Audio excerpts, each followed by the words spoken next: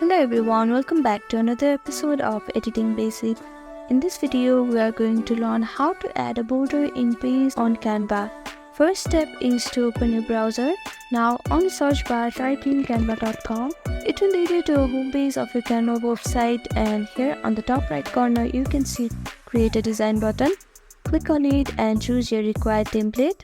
Now after opening your Canva project, on the navigation bar you can see this file option. Click on it.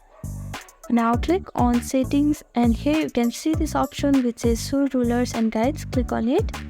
Now after that, for the vertical line, simply drag this ruler into your page, and after that for horizontal line, drag the scale from the top side into your page.